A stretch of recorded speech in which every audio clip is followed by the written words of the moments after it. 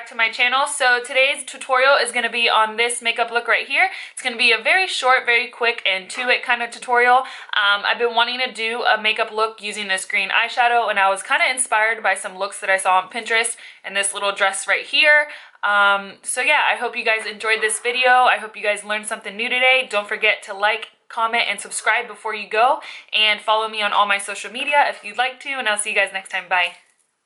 Okay guys, so jumping right into a modern Renaissance palette, I am taking this shade right here called Golden Ochre, and this is going to be our first transition color, and I'm using a Sigma E40 to buff this back and forth into our crease. Once we're done with that, going back into that same palette, I'm going to take the shade Burnt Orange with the same E40 brush, and I'm going to buff this back and forth into the crease, kind of angling it upward towards the beginning of my brow to softly define that crease. Even though this isn't a cut crease, we're kind of going to make it a really soft one. Then jumping into the Jaclyn Hill palette, I'm taking this mustardy, orangey kind of terracotta color, and I'm going to buff this with the E40 onto the outer part of my crease, just to give it a little bit of a dimension and a little bit of pop. And once the majority is on the outer part of that crease, you're going to bring it forward towards the inner part of the crease. Now jumping into the Jaclyn Hill palette, we're going in with this green Deep Forest shimmery shade, and we're going to spray it with Fix Plus and start to pack it all over the lid. Remember, you don't want to do any kind of swiping motions. You want to dab it all over the lid, and once a majority of the product is on your lid,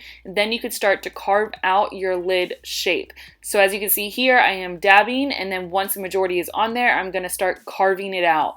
This is such a pretty forest green, but metallic-y, but not too metallic-y. It's just the perfect kind of green shade. I love the way this eye look turned out. And I'm using a Morphe M167 to pack this all over my lid. I love using Fix Plus. It just brings out so much more color and pigment in the shadow than what it would without it.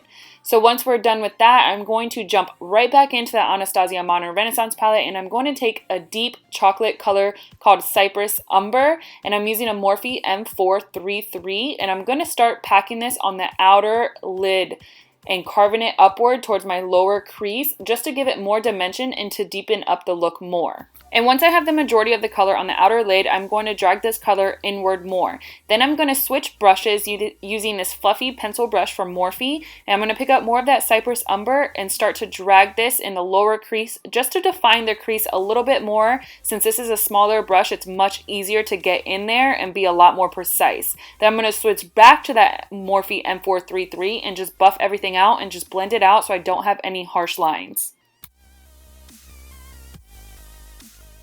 Once we have blended that out as much as possible, I'm going to go back into that Anastasia Modern Renaissance palette, and I'm going to mix the shades Warm Taupe and Burnt Orange. I know it's such a weird combo, but it works out perfectly. And I'm going to be taking a Morphe M441, and I'm going to continue to blend out what I just did. It's a lot easier to blend out a deeper shadow with lighter shadows. So here, I'm just doing the exact same thing I was doing before, just blending out that Cypress Umber just to make sure everything seems very seamless. Okay, and then going back into the palette, I'm taking a mixture of Burnt Orange and Raw Sienna and taking that Sigma E40 and just buffing it onto the crease again and just blending everything out one extra time. I just love to blend. I feel like you can just never go wrong with blending. If you're in doubt, blend away. So once we're done with that, I'm going to jump right back into that palette once again, and I'm going to take the white matte shade called Tempera, and I'm going to put that underneath my brow bone just to clean up if I went a little bit too far up. As you can tell, I went up a little bit higher, so this is a great strategy just to fix your mistakes.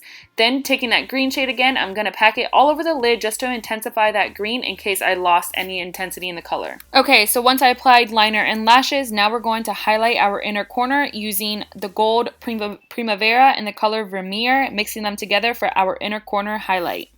Okay, then moving on to the lower lash line, I am taking the color Burnt Orange with the pencil brush and just buffing that all over my lower lash line. Then taking a small definer brush from Morphe and taking Cypress Umber and defining that outer lower lash line. And then going back into Burnt Orange and just buffing those two colors out and blending it out so it seems very seamless.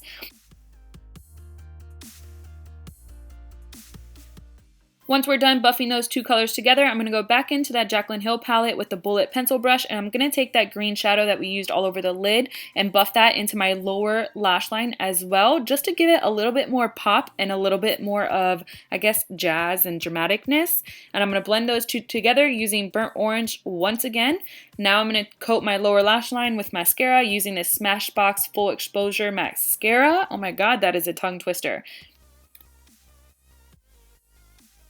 Okay, and once we're done with mascara, moving on to the lips. So here I tried doing something different by zooming in. I don't know how I feel about it. You guys let me know. Here I'm taking NYX Sandstorm, which, what a surprise, guys. I'm obsessed with nude lips right now and glossy lips. I don't know what's happening, but this is NYX Sandstorm. It's one of my favorite nudes, especially from the drugstore. It's probably my favorite nude, actually.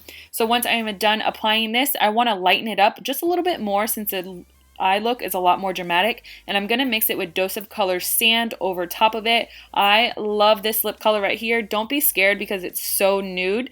I promise you, you can mix it with so many colors to create so many different looks with it.